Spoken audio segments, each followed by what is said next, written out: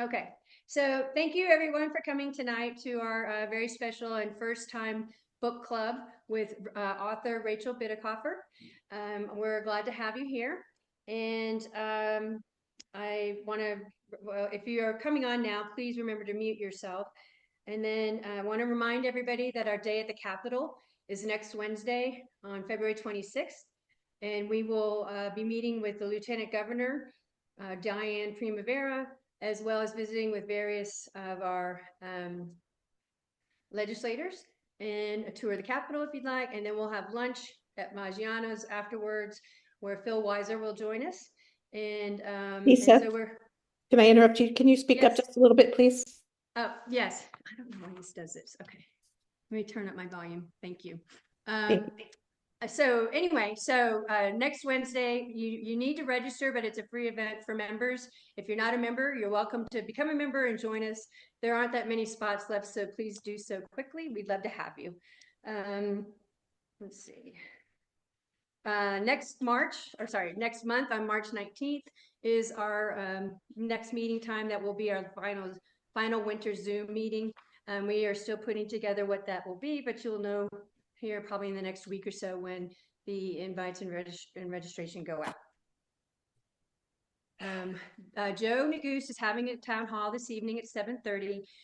We will put the link for that event in our chat at some point this evening so that you can all go to that when we are done here. And I think I was going to say something else, but anyway. Okay, so what I'd like to do now is introduce to you our new Boulder County Democratic Party Chair, Ben Cowan. Wei, if you would unmute him, or maybe I think you can just do it yourself, Ben. Congratulations on your election, first of all, and thank you for stepping up. We look forward to supporting you, and I'll give the floor to you for a couple minutes. Thank you so much. Yeah, so I became chair, 11 days ago now. And I'm really looking forward to this event. I finished, Dr. Bitecofer, I finished your book a few days ago. Since I have this time to speak, I can ask you a question, and that is broadly, what can we do as a local Democratic Party to put your ideas into action? One thing I'm hoping is that some of you all in the audience here will join us on some of our teams where we reach out to voters to put these ideas into action. And to that end, there are a couple of people I'd also like to introduce. One is Jeff Loss, who is our internal vice chair, and so that oversees the field program that reaches out to voters directly. And there's Colton John Jack Plon, who I think just got on the Zoom call, and he's our external vice chair, who oversees our external communications, and that's reaching out with messaging to the broader electorate and to our volunteer base. So with that, maybe our two vice chairs can say hi very briefly, and then, yeah, that's all for me. Awesome. Yeah, thank you so much, Ben. I don't have my camera on, sorry, I'm feeling a little bit under the weather, but yeah, we would just really love everyone that is interested to get involved with this kind of reinvigorated messaging effort that the Boulder County Democratic Party is kind of getting into. So I am Colton John Jack Plon. I am Vice Chair External, so that's social media, communications, and community events. So please, if you guys have any ideas for social media posts that you want to see, community events that you find interesting, hit up my email. I'm colton@bocodems.com. So thank you so much for having us here. Dr. Bitecofer, thank you so much for being here. And yeah. Hi guys, I'm Jeff Loss. I'm the new vice chair internal. Colton, I hope you feel better soon. The one note I'll give you, it's at bocodems.org, not bocodems.com. So I'm Jeff at bocodems.org. But yeah, I'm kind of heavily involved with the field program. That's largely around kind of get out the vote and canvassing and the voter guide and all that. So we're kind of making our plans now for what the next couple of years are going to look like. But yeah, I'm really excited, and thank you everybody for having me. And I just put our emails in the chat. Wonderful. Okay, well, thank you, Jeff, Colton, and Ben. I'm glad to have you all here, and we appreciate you guys stepping up. For those of you who don't know, the Democratic Women were formed 60, I think 3 or 4 years ago now, and we were formed specifically to support the Democratic Party. So whatever you can do to help them, at a minimum, I highly recommend you at least become a member by donating and participating. So we need everybody to do this because we can't have a repeat of what happened. So now I'd like to turn to introduce Jill Grano, who has agreed so graciously to be our moderator again. And she said she enjoyed the book too. So we will move on now to pull up Jill and Rachel, and we will get started with our program. Thank you so much. I'm Jill Grano. I've had the pleasure of moderating a few Dem Women events and always love to see your faces and I'm so grateful for the work that you do. We are just delighted tonight to have Rachel here. Boy, Rachel, your book, Hit 'em Where It Hurts, it feels part political strategy, but also part crystal ball. The clarity with which you predicted our current political landscape is just astonishing. And your insights and messaging feel more urgent today than ever, if that's possible. It's an honor to have you here and to dive deeper into the book with you and how we can apply it moving forward. So I'd love to turn it over to you and maybe just give us a little bit about kind of your process and how you came to writing this book. Yeah, that's great because since I neglected to do your introduction. Yeah, that's I was gonna say. Then so? she neglected to do my introduction. That's perfect because it's a segue. So I'm gonna tell you, like, how did I end up in this chair at the Zoom meeting on this, like, never-ending, never-winning message to fix our strategy? And the answer to that, folks, is kind of convoluted, but I was just a modest political scientist. That's all I was. I was going to get tenure and da da da. And I had a polling outfit on campus. I got really lucky that I was able to build a survey research lab and use it to do horse race polling. So in 2017 was my polling debut, and I knew because of my political science PhD what was coming after Trump's surprise backdoor accidental victory in 2016 was going to be a tsunami of backlash civic participation, right? And the polling, like in 2017, my polling center said Ralph Northam's going to have this landslide victory, and then Crystal Ball and New York Times and all those guys were like, it's going to be, oh look, Gillette Gillespie's going to win. I'm like, nothing has changed. Like, it's not changed, right? And of course I was right? But like after that, I was like, okay, these dudes, like, they're so bad at election analysis, and everyone thinks they're like, they're going to them as experts because that's the best they have to offer. And so maybe I can do better, and so I forecasted the 18 cycle, and it was the size and the scope of the wave back in the summer months before the polls got, exciting and all of that. And that was what I was kind of doing. And in 2020 on election night, it was such a relief. I mean, now I think of how naive and innocent and whatever we all were on election night when, well, at least I knew, because I'm an election forecaster and an analyst, that we had done what we were going to need to do to win, and that it would take days for them to call it, but that we had won the presidency. And I had like this incredible, incalculable joy, because by that time I had really polluted my academic career, refusing to normalize the abnormal, which is Donald Trump and the entire MAGA movement, right?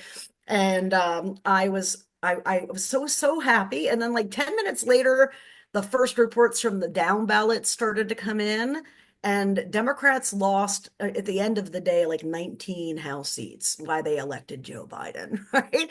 And there's this thing in like my discipline, which is political science, American political behavior, campaigns and elections.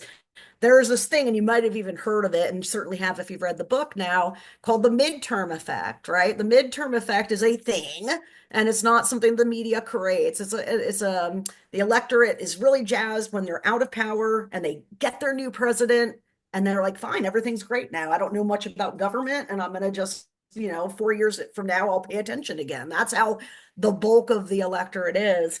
And so I was thinking to myself, man, if these people couldn't win against a madman who's telling people to drink bleach and he's killing, like at that point, the death toll is 1,500 Americans a day, right? And the Senate Republicans were sitting on the second relief package. There had only been one relief, and they had a second one called the Heroes Act, and they were filibustering it all summer, right? And I'm like, how can you not win? Like, how can you not win, right? And instead we ran what I describe in the book as our traditional electioneering, which is, this campaigns talk about that and this and that, and they're all trying to sell a product no one wants to buy.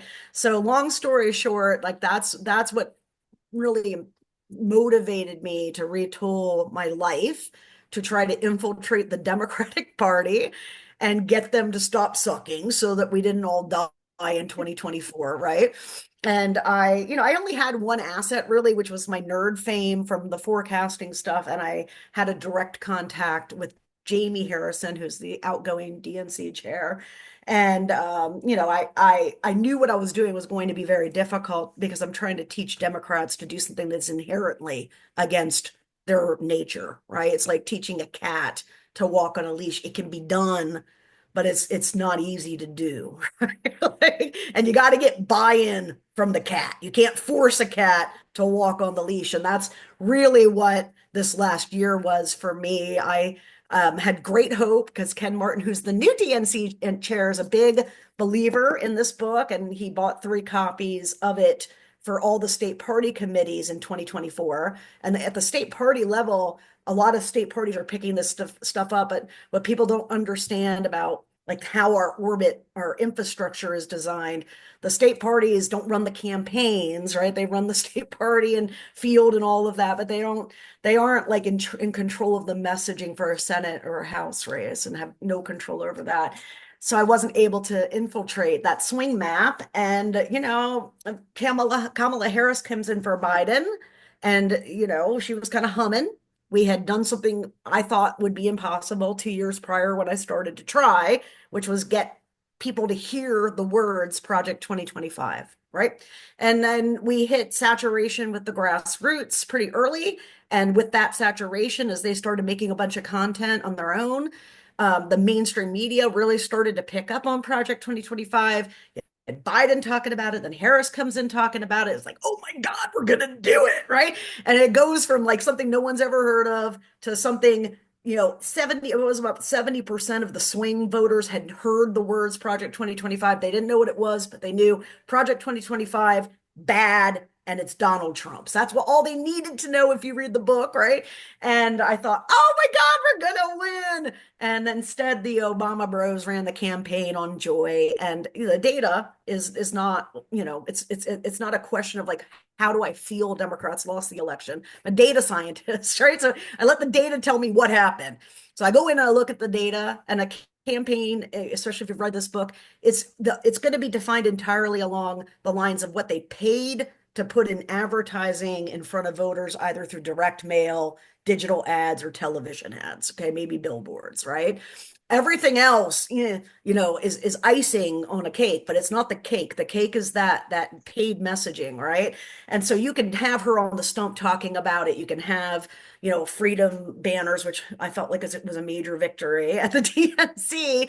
But at the end of the day, what matters is that paid messaging. And we have a very clear data story from 2024. That data story is that we ran mostly positive between our official campaign and the Future Forward, which was the only super PAC. And this super PAC sold itself as being, data heavy. So they were going to optimize all the ads, and they were going to optimize our spending strategies. And instead of the $1 billion I wanted to spend 90% on hitting Republicans where it hurts, they got $1 billion. They raised it and they spent 90% of it on positive ads trying to define Kamala Harris. And why that mattered, folks, especially for those of you that have read this book, is that when we look at the exit polling, I shit you not, 60% of swing voters had a positive impression of Trump's first term. Yeah. Okay. So like, think about what that stat means, right? Like and the reason is because our very smart data bros tested, they're like, oh, Trump's negatives are baked in. Okay, well, if you've read this book, then you'll know that that's not true. Okay, because that's a different electorate that doesn't exist. It's not baked in, and we can see that in the exit poll data. So, that ship has sailed. 2024 was for me. Let's get I know it's hard to be mean and it's hard to say things that make you look stupid, like Trump calls the eggs to go away. Okay, because it is a dumb thing to claim, right? Well, let's do those things because an ounce of prevention in this case with this incoming autocracy is going to be worth 10,000 pounds of cure, right? Now we're in cure mode. And so I'm happy that you guys have discovered this book and read it, and that some of you are seeing a positive path forward in it. And I'm excited to kind of talk about the material in it and how we can use it, to take back the country, because we're going to have a hell of a fight. Yep. We do. Wow. Thank you for that. And you were right. I mean, everything that you wrote about is happening, and we've got to take it back. And so, you argue that we've got to really play offensive more than defensive. That our biggest mistake is in our messaging. You've got a great line that it's a messaging war, not an accuracy war. So, where should we begin, especially small local parties like this?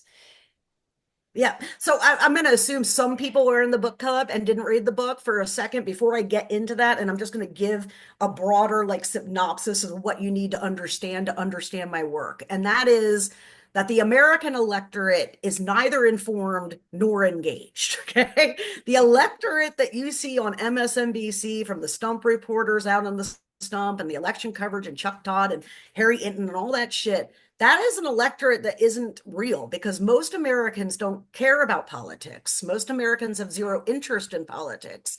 And if you want to understand what that might mean, because in this room with us, all of us are the 1%, not the economic 1%. Okay. We're the political interest 1%. So we all know who Joe Neguse is, and we know, who your two state senators are and your governors.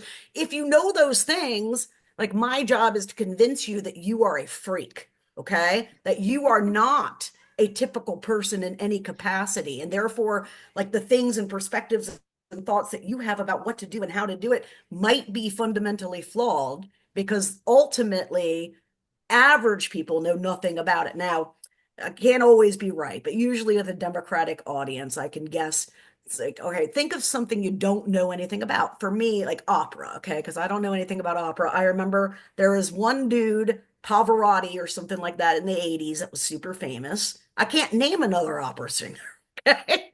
That's how people are, normal Americans, the people we're passing at the grocery store, the people who are in the drop-off lines with our kids, the people we work with, because we're not talking about poor people necessarily in the inner cities or in Appalachia that don't have access to anything.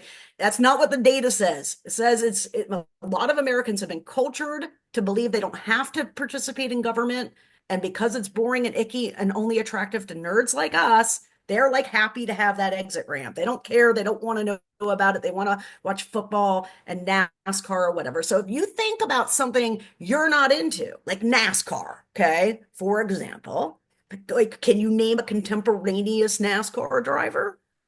Okay, no, you can even probably name a couple big ones from the past, right? That's how the average American interprets the political universe. And that is why partisanship is so, so, so powerful in our elections, because we have an electorate that knows nothing. It knows the president, and it drops 20 points even on the vice president, okay? Because of that, we have also a very unique system that's produced two parties, two choices. It's a binary choice, right? Even though you might have to argue, oh, whatever, it's a binary choice, right? And, the people who first discovered that Americans were civically illiterate were like, oh, well, the good news is they don't have to know anything, because these two parties, as long as they have brands that are easily recognizable, basically, people will just be able to make an informed political choice without knowing jack shit. Right? And they actually went on to argue, this is the 1960s, wouldn't it be great if the two parties were so different that you could easily tell them apart? Well, careful what you wish for, right? Because that's exactly what we have now. We have two parties that are ideologically sorted. Liberals are all in the Democratic Party. There used to be liberal Republicans. The conservatives are all in the Republican Party. There used to be conservative Democrats, right? And now that's not like that, and people can clearly see the difference. But the problem is you introduce mass propaganda as what we're living with. It's highly manipulatable. And over the years, what Republicans discovered was that there were electioneering strategies that could be highly effective in exploiting civic ignorance given partisan loyalty. So I wanted to just kind of put that out there first so that people have a sense of like what I'm talking about. And it is messaging, but really what it is it's most of the work that we've seen come out over the last decade, because I'm not the first person to approach this problem, right? Has been, tweaking up here in what I call the leaves of the tree, right? Branches of the tree. But our problem is this fundamental flaw. Like our tree is planted in a flawed assumption. That assumption is that voters are informed and engaged and therefore sensitive to a well thought out, attractive platform persuasion appeal, right? And they're not like that. So it's really not just about like, okay, here's another idea of how you can message things and you can put it like this. It's getting people to understand like the most important job you have in Colorado, for your eyes are in Boulder, so it's Nagusa's district, I assume, since you're all going to the town hall, right? Yes. Right now we're going into an election, but like, okay, how do we convince people to show up to vote and convince them to vote for our candidate, right? And we're doing our technique and strategy to meet that. But what we should be doing is looking at our 500,000 voters in Colorado for whatever it is and say, okay, these people know virtually nothing that's happened contemporaneously, like all this crazy shit, unless the tariffs kick in and there's an economic collapse. The reason average Americans aren't taking to the streets yet, guys, is they don't even know there's a problem, right? So like when you're approaching your election messaging, it should be like, okay, my universe is a CD, a congressional district. Like I get to tell these people one thing. What is that one thing that's the most important thing? And then if I talk about that endlessly and do all my paid ads on that endlessly and my direct mails on it, they might learn that one thing, right? And that's what Republicans did with CRT, as I lay out in the book, right? So it doesn't even have to be something that voters currently care about. If you're smart about it, it's something that makes the other product unbuyable. And that's what they've done to us. We are an unbuyable product right now, guys. I mean, I tell people what they need to know, not what they want to hear. And here's the truth of the matter. There's no election malfeasance, okay? We lost, and we lost. People would rather have voted for Donald Trump than us, okay? So we have to be honest about this crisis moment of our brand and what it's going to take to fix it. So, between those two things, I think are probably the most important going forward in your local affairs. Like, oh, okay, now Rachel says we're postcarding Joe's CD.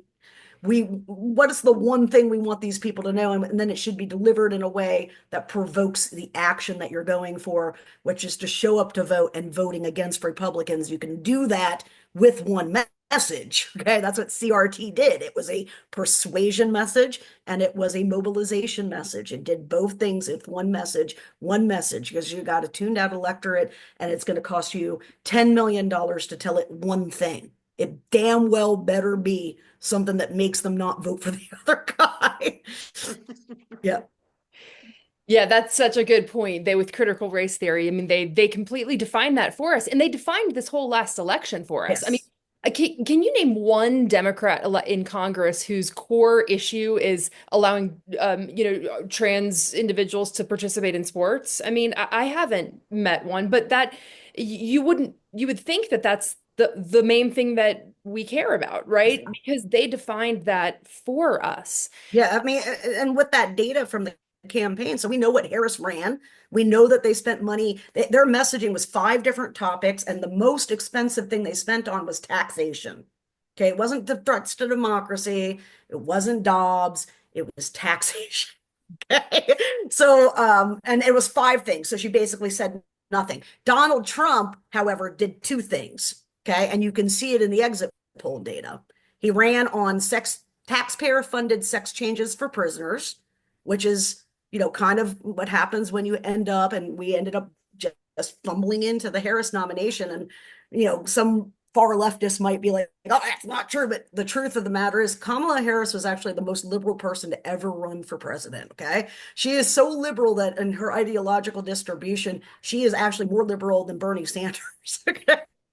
That's how liberal she is. And the reason is because California is very liberal, right? So they're making policy with Dem supermajorities, Dem governors. They're doing shit that Dems do when they get too many Dems with too much power, and they start doing shit like paying for sex changes for prisoners because it's the right thing to do. Well, it might be the right thing to do, but like, what does it say to the working class? The working class in this country isn't us, okay? They aren't altruistic people that want to sacrifice for the greater good. And when they see things like that, it's a highly effective message. And we saw it right in the exit polls.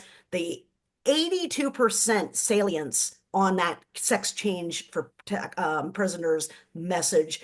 If you're not a sports fan, I am a huge college and football sports fan.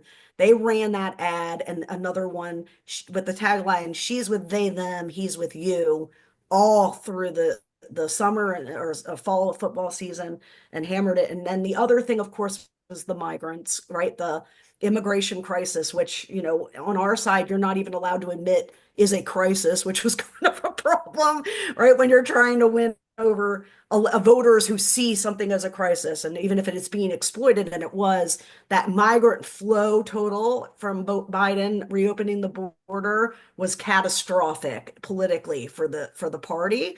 And you can see how effectively Republicans managed it, because the Republicans also do shit that is catastrophic for their party. Okay. Dobbs and abortion, dead women in Texas, people dying out in hospital parking lots. That shit is really bad. Okay. But the difference is we don't come and wedge it and define an entire campaign around it and keep showing up with signs that say her name, you killed her, right? Like, if we don't act like that against this system, we're in a world of hurt. So we have to be willing to do things that aren't necessarily the things that we would like to do. Mm-hmm.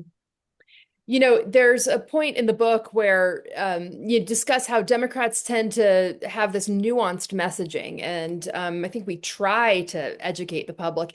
And you have a great line, like, they're just not that into you. They're not. They want to. The public wants to see 3 words. Yeah.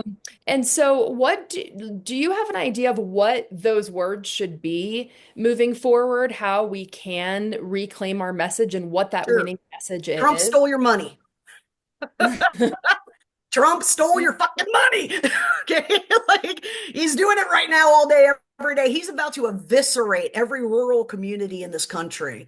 Right. So, like, that's what we need to be doing. We need to be making sure that we drag up these people who just lost their cancer trial.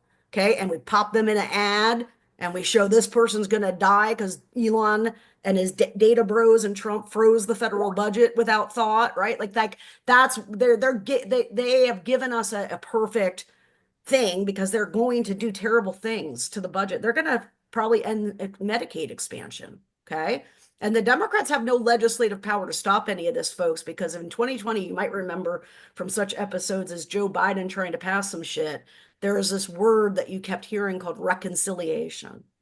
Don't worry. He doesn't need the filibuster like he does for voting rights and to make DC and Puerto Rico a state, because he can pass the Inflation Reduction Act and all the climate change shit in reconciliation. Reconciliation is also going to be available one time for Donald Trump, and he is going to use that to do terrible things to everybody in your district.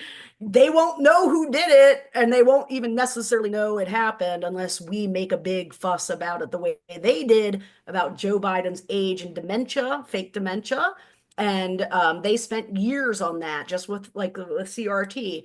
As soon as Biden's term started, conservative influencers, media, that whole sphere, they spent 4 years curating video of Joe Biden doing crap out of context and being like, look, he's drooling on himself, right? Like that's the meanness level that we have to aspire to.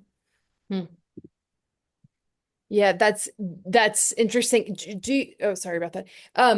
Do you think that we should spend time countering their false narrative, or do we just let that be and move forward with our own? Yeah, because like, okay, so you opened it up saying, Rachel, we're going to talk about going on offense, okay?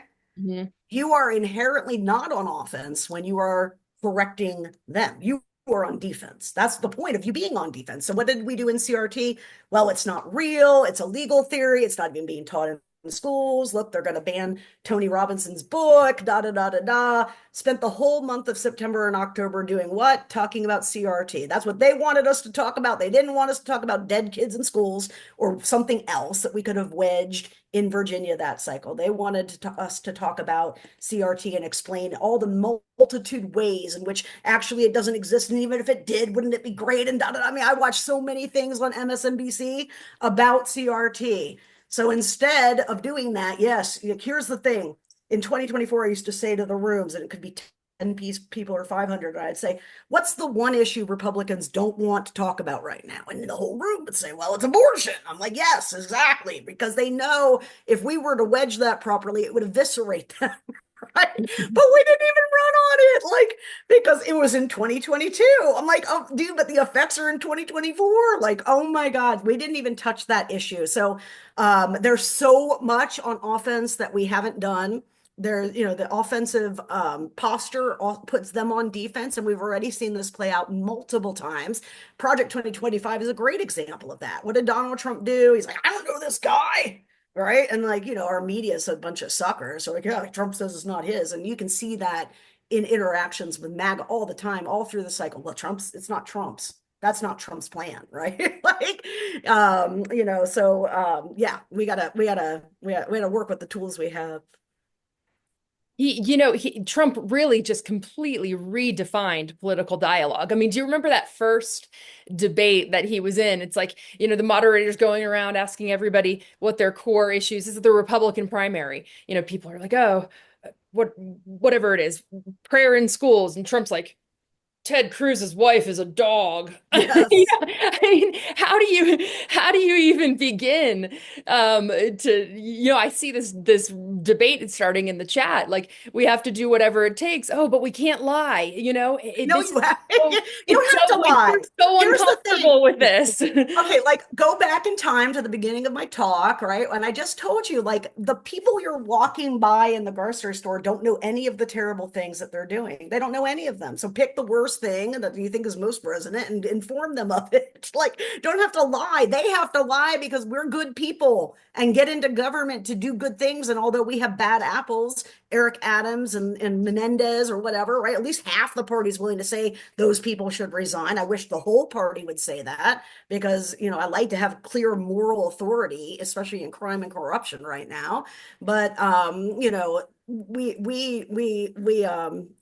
we have to be willing to be mean, like and hyperbolic. So for example, I'll post something like Republicans are going to steal your Social Security, right? And when like I just know what will happen when you post that. Let's say you post that on the Democratic Women's page. Trump is going to steal your Social Security, right? Someone will invariably, some progressive will come up in the comments and say, technically that's not correct because that's actually not our money. Like, Social Security doesn't work that way. Da da da da da da da da. You have to be willing to let people comment like that and be willing to just accept that stranger on the internet's going to think you're dumb. Okay. Like it's not a big deal. Like if they don't think you're smart, you don't have to prove like you're bona fides every time you're making a message. You have to be willing to look dumb and to be hyperbolic because, at the end of the day, guys, here's their message. Democrats mutilate children's genitalia. Okay. And I've been really clear with my audiences. If you are a parent of trans minor children living in a red state that have done gender affirming care, get the fuck out, like right now, because they're going to prosecute you. Okay. So their rhetoric is that hyper, that high, hyper partisan jargon. That's what they say about us, that we are groomers that mutilate the genitalia of children. Okay. And the reason they've done that is to dehumanize us. And that's why we're in a very dangerous spot because there are millions of Americans who've been radicalized to believe that Trump had the election stolen. We stole it from him. The COVID vaccine killed everybody. Nobody died from COVID. We shut down the government for no reason. Like, they are really riled up, right? And if you think your message about like infrastructure or, education, like some cheerful, don't you want to support your child's education, is going to compete with that kind of propaganda, I have news for you. In this tuned out swing voter brain, it's not going to happen. They're not, you might know some swing voters that do research and are really genuinely like, I know one. My mother-in-law is one of them. They are not typical. Most swing voters have low interest in news and politics. They were socialized into voting by a parent, which is the main way that someone becomes a voter. And certainly right now, you should all be thinking, oh yeah, shit, my parents voted. I guarantee you, if there's one person in here that didn't have a parent vote, that'd be remarkable, okay? Because that's the thing that triggers political participation. And, getting people socialized is also going to be our solution. That also gives us a pathway out once we realize that intervention has to happen parent to child. But that political socialization of voting hung on to these people. They just aren't us. They don't want to read the news. They don't read the New York Times. They read People and watch The Bachelor. That's your average IQ. Like, you probably are not average IQ if you're even in this meeting, because you have a brain that's intellectually oriented, and that tends to favor high IQ people. So the electorate is like 996 on IQ. Okay. And that's why Trump shit works so good. It's built for 96 IQ, A, in terms of its linguistic style, but B, in terms of the emotive reptile brain like responses that it generates. And that's what we need to learn how to do. Hi, did you hear Trump call Musk's 4-year-old a high IQ person? He better be with that name. It's like little X2254 or something like that. The other kid's name, he's actually the lucky one, dude. Another Elon Musk kid is named Techno Mechanicus. Techno Mechanicus. That's the kid's name, dude. Talk about child abuse. My God, talk about child abuse, right? Yeah. So, when Democrats are in front of people talking to the media, you talk about how media is such a powerful way to shape public opinion, and you identified a 3-step formula that you called PBA. Can you tell us about what that is and how we can utilize it? Yeah, and really, the B is fine, like the belittling, but really, it's pivot and attack, right? So it's exactly what you said. Well, Rachel, if they're lying, they put up an ad about my member on immigration, and they make all these fake claims. My democratic urge is to respond with an ad that clears the record up. No, actually, he's good on border and this and that. He voted this, right? And again, that's the problem, is the conversation stays on the issue that favors them electorally. So you want to switch the topic. So in this book, I lay out like how to teach yourself from taking the bait, and especially if you happen to be doing public stuff. Okay, so like if sometimes you're called to do public stuff, then your appearance on TV every time is very valuable. We don't want to be wasting it, right? And our temptation is to go onto a show and have a substantive, wonky conversation about policy. Well, if you ever watch the Sunday shows, you'll see that, on your typical Sunday show panel, we have our Democrat, we have our Republican, okay? The Democrats there, the host asks them questions, they answer on the topic that they're asked, they'll go off on long-winded explanations of policy particulars or whatever, right? Same thing happens to the Republican person. They say, yeah, education is really important, but what I want to talk about today, right? Like, they pivot and they attack, and they see each media appearance, and you can see this even in a tweet, right? If you're not, doing TV, think about everything you put out. It's critical communication. It shouldn't be just thrown out there without thought, right? Here's an opportunity to communicate a message to people. What should that message be? Well, that message should be something that brings them up to speed on how terrible the Republican Party is, right? Like, because they don't know. And if they did know, they'd be in the streets, but they don't know. And our job is to bring them up to speed on that. Yeah, the vice presidential debate was a masterclass in that pivot. Did Donald Trump lose the 2020 election? Democrats are censoring, I mean, and you just couldn't penetrate that. Well, one of the questions, and this is in the chat too, and folks listening, please feel free to post in the chat. I'll try to monitor it as we go. But Democrats have a hard time with their own messaging. So how do we kind of coalesce around a strategy when we're so divided ourselves? Yeah, well, I mean, our decentralization is not our friend. And in political science, like one of my courses, I would teach people like, okay, you have two political parties, and we like the media kind of treats them as the same. They're different, right? But the same, basically. And they're actually very, very, very different. They're different for a lot of reasons. One of them is the constituencies that comprise, especially the modern coalitions for the Democratic and Republican Party. When you look at the Republican Party, it's an ideological movement. Now, that ideology used to be limited government, free trade, and good defense. Now it's lick Putin's ass. Right? and ignore the courts, but whatever, it's still ideological. Look at the Democrats, okay? We are not an ideological coalition. In fact, modal ideology of us is moderate.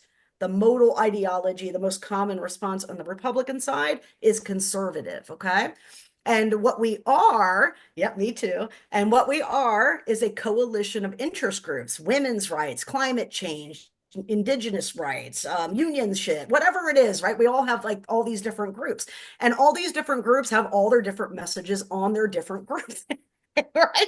And that's very different because Republicans are like, hey, I'm going to say this thing on X, Elon Musk is going to retweet it, and tonight the Fox News coverage is going to be about that. So to answer your question, the long and the short of it, and the reason why I really hope Ken calls me, is that we don't have an infrastructure capable of centralizing us, okay?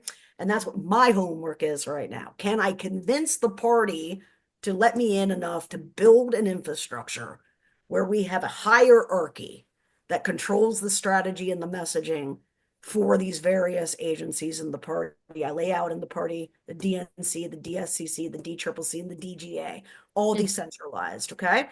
And within that, all of the governor races are decentralized. They're all doing their own thing with their own consultants, and they can only do what the consultants tell them to do. And that's why it's such a big problem that our A-list of consultants suck so bad, because they control the strategy, and they have to, it's hard. You can't get a candidate to do something when the consultant they've used for 20 years is telling them to do something else, right?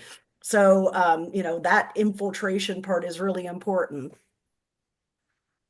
Boy, it is. I mean, the Trump and the MAGA movement have done such an incredible job of marginalizing any dissent. I mean, Yes. Mike Pence went on Twitter today and basically defended Ukraine, and he just gets attacked immediately. Things that once were completely normal for any Republican to say or think, if it's Yes. outside of Trump's messaging, there's an instant canceling. And I just can't imagine us doing that. But maybe we wouldn't need to if we had that apparatus that you're describing. One of the people in the chat wanted to know if you have any stats on the right's reach compared to the left. You just outlined that it's going to be retweeted by Musk, it's going to be put on Fox News, and just do they have a far greater reach, Oh, or yes. simply Massive. I mean, number one, right-wing grifting is like the best get-rich scheme that you could possibly do. In fact, we have in real time an ex-Democratic operative, Lindy Lee, who has just figured this out, right? Coming out of the election, everything sucks, fascism's coming. What does she do? She flips over to being a MAGA-friendly Trump person, and she's going to be rich, okay? She's going to be rich. So, like, if you go into the right-wing media ecosystem, you have billionaires paying for production. I mean, I went down and debated Charlie Kirk. If you don't know who Charlie Kirk is, he's a fascist little shithead in Arizona that runs this thing called Turning Point USA, and I highlighted it in the book because Turning Point USA is the Republican Party's response or effort to youth voting. Okay, what do we have? We have 500 different groups, like maybe 3 of them are big wigs and get big checks, but they still suck. And then there's 400 running on grassroots and elbow grease. They're all doing their own thing. It's not decentral. It's not well done. It's not, being done on optimized strategy, and it's all being redundant, right? They have an $80 million annual budget at Turning Point USA. They have a 4-office building compound in Tempe, Arizona, one of the most expensive places in the country to buy real estate. It would be like buying it in Boulder. Okay. And it's not just one building with 4 floors, it's 4 buildings with 5 floors. And one of them I didn't get to go into, and I would never have gotten to see this infrastructure if their producer wasn't dumb enough to invite me to come on the show, is a building devoted entirely to logistics. It said Turning Point Logistics Center. It was 4 floors. Okay. I go into the green room and, wait in, and Charlie Kirk comes in. There's kids, college kids coming in from different flights all across the country the whole time I'm in there. Okay. They are on tour already now after the election. They do pyrotechnics and they give away all the stuff. And it's like bells and whistles because they have money. And we're trying to do shit on elbow grease. And I don't know about you, but my elbows are tired after 9 years. Okay. So not only are we trying to do it with elbow grease, we've lost a lot of people have just walked away after this election. Okay. They can't take it anymore. So like this is the worst time to rely on the grassroots, right? What we have to be doing is recruiting our own billionaires. And I know Ken got some shit about this at the DNC election when he gave his victory speech, because he said, we're going to fight the billionaires, and we are, but we have to actually have some good ones, and we have to have them spend the kind of money the right has spent in the middle of the book, building all this infrastructure I lay out, the fruit of which we are living in. Okay, because this is the fruition of 30 years of strategic planning and spending by Republicans, and they've done this, in plain sight for 30 years. The things I write about, I found out about ALEC, the American Legislative Exchange Council, which is an entity that does model legislation. It's the reason you see all the Republican red states run at the same time on something like banning kids in sports. Okay, they have this infrastructure in place to make that happen. And, it's 20 years later. We never built it. We never even fucking built it. Like, why didn't we build something like that? So the point is, like, we're way behind now, but we have to operate on some assumptions. We have to operate on the assumption that there's going to be new elections, that we're going to have continued elections in this country, because we can't, I don't know that I can't promise you that. But I think like we have to plan on it being so and move towards that direction. And that involves, getting going on this infrastructure. And for me, the first thing is that brain trust war machine, centralizing everybody, because although our reach is limited too, I mean, every grifter on the right has 4 million followers, guys. Okay. Like, I mean, all of them have, even the little ones have 4 million followers. Okay. And it's all the same people, right? Like it's 20 million people that are super jazzed and they follow all of them and buy Bill O'Reilly's books. It's a really quick get rich like system. But so the reach is bad, and that's going to take time to overcome, especially now that they've co-opted Joe Rogan, who managed to create, just by happenstance, it wasn't a political show, a juggernaut, a communication juggernaut that, only Elon and Trump have something similar really to, or and Obama, right? Not that he uses it or bothers to use it effectively, right? So that reach problem is a long-term problem, but we can't even begin to face it until we get everyone on one message and have an entity that can coordinate all of these various parts, because we are so decentralized, and we've intentionally decentralized ourselves too. Like we, over the last 20 years, have made it, I mean, I don't know, some of this stuff is like crazy. Like listen to the DNC rules. It's like, you got to have 2 llamas and a pea before you can move forward on a procedure. It's like, when you go in, when I told the DCCC in 2022, I got a meeting with them, the people that were running the D-Trip campaigns, and I'm like, hi, yeah, Jamie wants, you said I could meet with you. You can tell me what you're doing. They told me what they were doing. I knew it was going to be what they were doing. And what it was is this Obama bro micro targeting, let's target everybody on their identities thing that evolved from the 2008 election. Okay. And the immersion of the internet data and something called micro-targeting. And because we have 2,500 different groups and we're not an ideological movement, we saw that technology and we're like, oh, this is great. Now I can make a message for indigenous people and for climate change and for this thing and that thing. And again, that would be wonderful if everyone was like us, but they're not like us. No one's like us, and they don't pay any attention. So when you have a segmented identity politics based micro targeting strategy, you do not have a narrative. And if you do not have a narrative against these people, you do not win. And that is, why we have to make that change. Boy, yeah, we don't have a narrative, and this is another thing that's popping up in the chats. We don't have so many of the leaders that we've relied on. Everyone, I mean, everyone's, where's Obama? Where's Biden? Where's Clinton? Where are our leaders? Where is it? Yeah. And I know I can say for myself, I mean, I was the poster child of one of those people that took action after the 2016 election. I jumped on a plane and marched in the Women's March. I ran for office. I quit a lucrative career to work in the public sector for Congressman. Welcome. Yeah. And now this time around, I'm just so deflated. And Yes. like, where do we begin? Well, that's because we're not going to be resisting a democracy. So like people want me to give them clarity because of the crystal ball nature of my work, right? To be honest with you, people are like, Rachel, please tell us what's going to happen and what we can do. And the truth of the matter is, folks, I don't know how to resist in an autocracy. I've studied it for 4 years. I mean, I kind of know, but like, I'm here to tell you, like, resistance in a democracy is very different than a resistance in an autocracy. And we may very well find ourselves in that autocracy. We're right now keeping pace with the Third Reich. Okay. Like Hitler was sworn in Jan 30 as a weak chancellor because all the conservatives were worried about him, but we'll control him. We'll just give him 2 Nazis in the cabinet. It'll be fine. I'm not even fucking kidding. Within 30 days, dude, the democracy, civil liberties are suspended and the opposition parties are starting to become outlawed. Okay.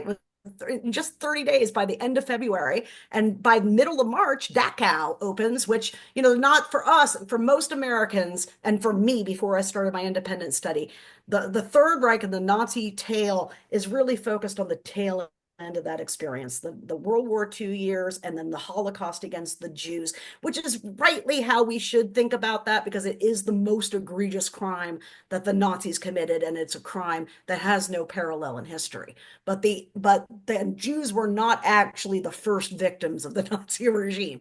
The first victims were the political opposition and how they amassed their legal control. First thing, purge the civil service, right? And so, I want to be the person that sells hopium, and I get like why people need that, right? But I'm acutely aware that people like you are like, oh my God. I mean, I didn't even watch the news for 30 days after all through November and December. I pretty much just didn't watch any news. Like I kept up with it because I have a job to do, which the public pays me to keep them informed. But I didn't watch it like I normally would, and I am watching now because it made me so sick, right? And so there's a lot of people, I think, particularly in the middle of the spectrum, moderate people, who just saw every institution fail. I mean, all of them failed. The elections failed, the courts failed, the Congress failed. I mean, everything is just failed, right? So like I'm in the position of Winston Churchill, really, right? Like I can't offer you anything but blood, sweat, and tears. Like this is not going to be an easy fight, but I know that I, for one, will fight until it's my last breath, right? Like I would rather be a free man in my grave than living as a puppet or a slave under a Trump autocracy. So I know I'm in it for the long haul.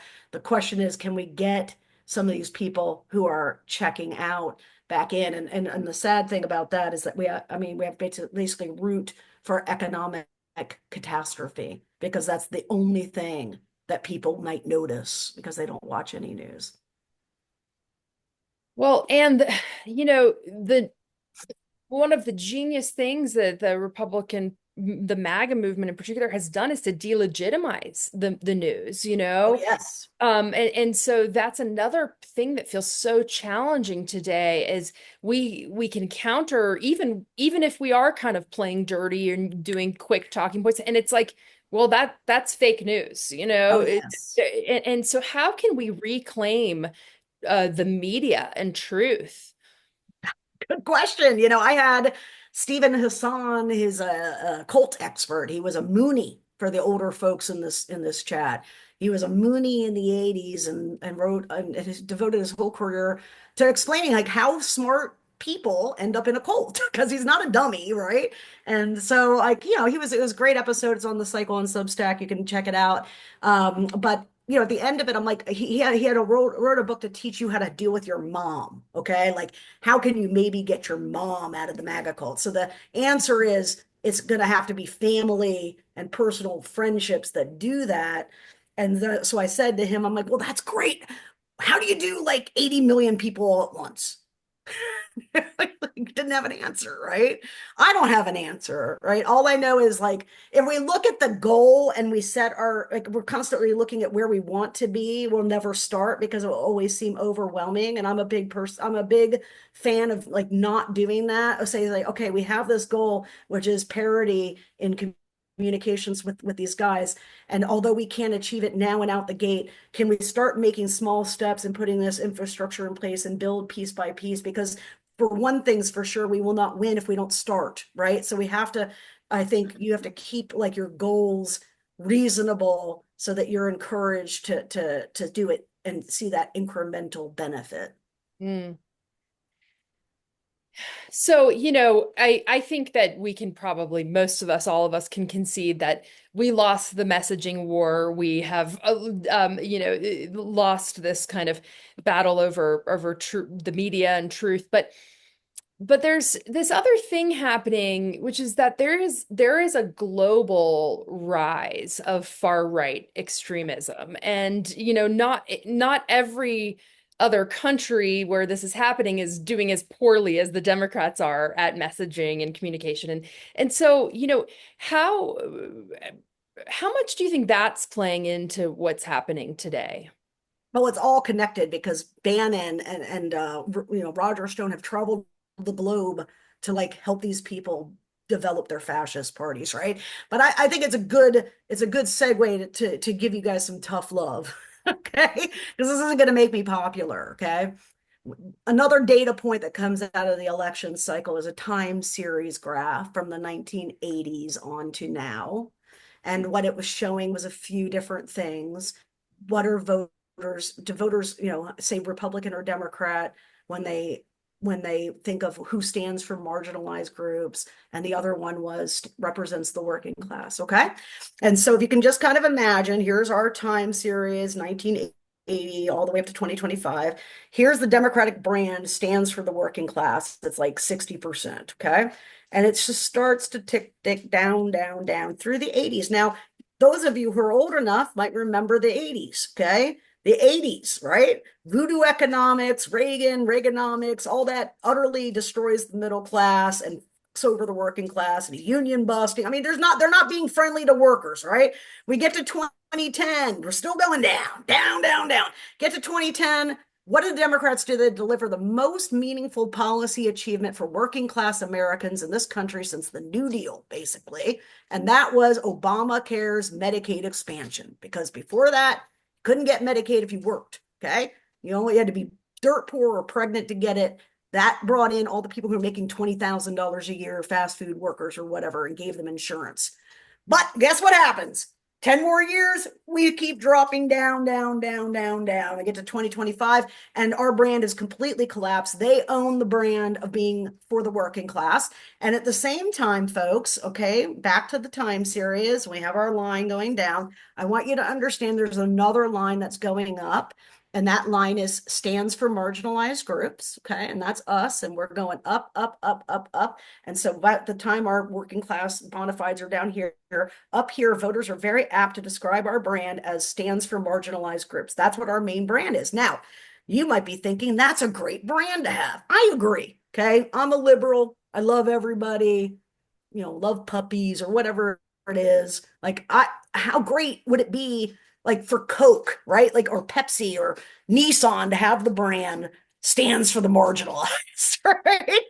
It works for everything, except for in this country where you have to get racist, sexist white people to vote for you. Okay. It doesn't work here. And it doesn't even work good amongst the various segmentations of marginalized groups, because to be frank with you, a Black voter does not, like, when they say responds for stands for marginalized groups, they might be thinking about trans people, right?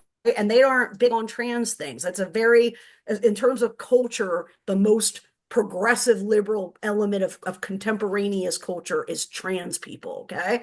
And you know, what we have to accept is, though, although standing for marginalized groups is important, and we're always going to do that because we're Democrats and we're not going to change our positions on issues, but we can't let that define us. We need to define ourselves in a broader, generalized brand that isn't segmented into various identity groups, right?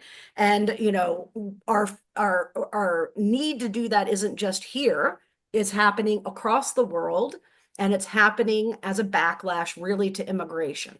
Okay, so like when you look at what's happening here, the great replacement theory is what drives MAGA, especially Stephen Miller and Project 2025 people. What is the great replacement theory? The great replacement theory, and you know, older folks will remember this as well, is the product of the liberalization of our immigration laws in the 1960s. We did a big immigration overhaul, and we allowed immigration from South America and Asia and Africa. Okay. And before that, there were barely any Latino people in the US. And it was like 9% Black, everyone else is white, and there was a little bit of Latino population. That Latino population starts to tick up after that reform, and it keeps going up and up and up and up. And then, you know, you start getting into the mid 2000s. So I'm sure you guys have heard this before. America is going to be a majority minority country. Okay. Now that may make you and me feel fuzzy and warm and great because we love multiculturalism. Most people, not just Americans, humans are wired in certain ways that make us much nicer than other people.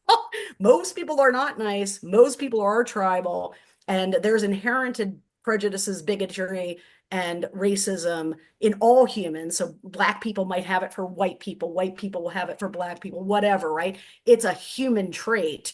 And what we're seeing across the West now is, here it's Latinos, there it's in the Muslims. Okay. In Europe, the European countries took a lot of Syrian refugees through that crisis, and all of the far right's like oxygen now is them wedging every time there's a migrant crime, just like they did here. And it doesn't matter that the data is like, oh, migrants are less likely to commit a crime, because as long as there's one migrant that goes to Athens, Georgia and murders a jogger, it's exploitable, right? So like, it doesn't matter that the data is like that. What matters is, can it be exploited? And yes, like crime is the easiest thing to exploit, because there's always going to be a crime victim, and you can point to and say, see, they reformed criminal justice and now this person's dead. See, they let these brown people in and now this person's dead, right? So it's you know, inherent human reaction that the right is brilliantly exploiting. And they're basically, you know, in Europe especially, it's like, oh, the Muslims are going to establish Sharia law. You know, there's a whole bunch of conflict, like the Muslims are protesting the Gaza stuff. There's, you know, been like, you know, gang issues in Sweden. I mean, you know, there are major problems that they're able to exploit, and those problems will always be there, and they'll always be willing to exploit it. Somebody just pointed out Willie Horton. That's right, right? I mean, they've been doing this for a long time. They really perfected it after John Kerry and the Swift Veterans for Truth stuff.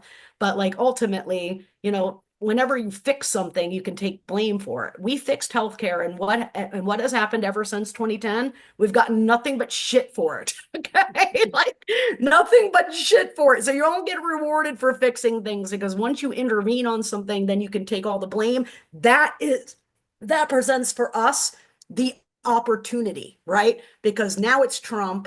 You use their own logic against them. I mean, when Biden was president, everything that happened, Joe Biden personally did. Right? So you have to be willing to say, Donald Trump stole all my Easter eggs. I'm gonna have to hunt with a Trump potato, right? Like you have to be willing to be hyperbolic. Yeah. Mm. I want to go back to this graph that you described, you know, the working class and marginalized groups. I mean, Is the working class not a marginalized group at this point where hedge funds own our housing and our agriculture and our healthcare? And I mean, now we're being run by billionaires. Like, if we're gonna hate on anyone, I think it should be the billionaires No and shit. Yes. what I they're mean, doing to our country right now. yeah. Yeah, but I mean, is that messaging that we could use? Yeah, I mean, sorry, somebody came in and I got distracted. Remind me what you said just before that, though. Just about the rise of the billionaire class. Yes, okay, yeah, yeah. Here's Republican the Party. I know. irony, guys. Like here, I want you to understand something about our 20 years doing all this micro-targeting messaging on identity has forfeited what is rightly our brand, right? And for like the last couple of years, I've heard so much shit. Gabe, you can walk by if you need to. There was so much shit I heard. Well, Democrats have left the working class behind. Well, again, I'm telling you what you need to know, not what you want to hear. And this is not my personal opinions. It's what the public is willing to tolerate. The public says that we're out of touch with the working class culturally. Okay. And we are, because if you've ever been to middle America, like, I mean, shit, I think in the GSS, the General Social Survey, when I was teaching stats, I used to use a, survey data over time. How many do you approve of women working outside of the home? Do you approve of the gay teachers? And it was always like, 50-50, dude. So like, we're not a progressive people. And like culturally, like we have moved ahead of where culture is. Okay. But in terms of economics, like, fuck you. Who left the working class behind? Not me. Okay. I passed Obamacare in 2010 and gave 20 fucking million working class people insurance. Like, I reject the entire premise that we left the working class behind. And I want you to, and I talk about it in the book, and I want to teach you how to do that. So when someone says, yeah, I just feel like Democrats, all they care about is elites. And I'll say, well, really, did you know? Like, and then you tell them, Republicans didn't vote for Obamacare. Okay. They didn't want to give insurance to 20 million people who are working Americans, right? Like whatever Republicans have done to rural and red state America is catastrophic. Okay. It's not 1992 anymore, where you have Bill Clinton being like, well, shit, everyone's into free trade and deregulation. I guess I'll run on that, and government like welfare reform, right? This is not now. That's not now. Now we are 30, 40 years down the Reaganomics economic experiment, and the verdict is in, okay? And it's time to bring that verdict to your average resident in Colorado, because they don't know. They know they're mad. They're big mad, right? We know voters are big mad about economics and economic policy and the current status of the country, which is, really ironic, because it's in such a bad spot because of the Republican Party's obstruction strategy for 20 years. So they basically frustrated the electorate into wanting a dictatorship. And I don't know if they set out to do that, but they certainly have accomplished it, right? And people are big mad, but we have never once told them who to be mad at, because in our old traditional electioneering system, the last thing we would ever want to do is talk about partisanship. Right? If we're in Ohio, Tim Ryan, and I highlight his race, right? What does Tim Ryan do? He runs. I'm not one of those Democrats, right? Well, here's the problem. The Republican message about us is, don't vote for them. They're freaks. They're weirdos. They're socialists. They're going to mutilate your children's genitalia. Our message is, meet Jill Smith. She is a real estate agent and and has 40 years experience, right? Like, that those two things are not alike, right? Like, it's an asymmetry in how they're approaching it, and we have failed to fill that void. So they're talking about us, we're talking about us, right? And no one is talking about them, especially in the terms of what I want to be doing, which is, napalming their record, right? Because these people have a performance record. It's time to bring it home to them. It's time to tell these rural folks, the reason your school is only open 4 days a week is because the Republican Party took all your money and gave it to their billionaire donors. Yeah, right. Yeah. Well, man, I feel so much more fired up after hearing you and so appreciate that you wrote this book, that you're out doing book tours like this or conversations. And I know our time is, coming to an end. You've graciously given us so much of your time. Lisa, in the last few minutes, is there anything that you want to ask or close with or kind of convey from the Dem women? Well, I wish we had another 2 hours because I have this outline of 4 pages, which is hard to count in an outline when it's that long, right? But Yeah. I do want to say thank you so very much. You touched on the main broad themes that I wanted to make sure we got out to our people. I want to thank everybody who's here and for your wonderful insights and questions in the chat. I want to say that something that hasn't been said yet is that we are the messengers. Yeah. Right. Let's quit blaming the party. Yes. Let's quit blaming, whatever. We are the party. We are the messengers. And so, take this book to heart. If you haven't read it, get it, read it. They have copies at the library now, and Boulder Bookstore has it. So, I highly recommend it. I've turned mine is highlighted and written through and everything. And so I'm going to use it as a workbook. And it Yes. seems overwhelming when you're reading it because it's simple, but it's not easy. Right. But we can do it. And guess what? We don't have a choice. We don't have a choice. You know? And, like one of the things about the grassroots is like, okay, yes, that's all we've got, but boy, are we lucky to fucking have you. Okay. My opinion is like, I look at the grassroots like gold and diamonds. They're that rare and hard to find, in terms of someone who's willing to come to a meeting like this at night or go knock on a stranger's door or whatever it is, writing postcards. That's the most precious resource we have. And so optimizing it can't be an afterthought. It has to be a main component part of what we do. And that's why I do so much pro bono help with grassroots. And I've always say yes if I can to an event like this, because ultimately, if you want the messaging to get better, grab the book. It teaches you how. It lays out all the why. And I laid out, that's what we focused on in this call. Why do we have to make these changes to win? But it also shows you how. Mhm. Right. Yeah, exactly. Well, Absolutely. fabulous book, fabulous evening. Thank you so much, Jill. You did a wonderful job again. Rachel, we do appreciate so much your time. I look forward to having you back when you write another book. You will always be welcome here. And Ben, Jeffrey, and Colton, I appreciate that you guys were here too to learn, and we will be here to help you as well. We'll get through all of this together. I think that, as you've said, well, actually, as Ken Martin said earlier on the politics girl, which I highly recommend, guys. You should definitely check that out. I love Lee. She's got such great energy, and she wrote a book too called Common Sense that you guys should definitely check out. All right. So Ken said they're not going to wait till 4 months before the election to show up. So we need to get involved now. We need to go out and talk to those communities, and we actually need to go listen to those communities. Show up on their door and say, hey, we're here to listen. We want to know what you need. We want to do what you need. We're the party to do that. And we have to show them.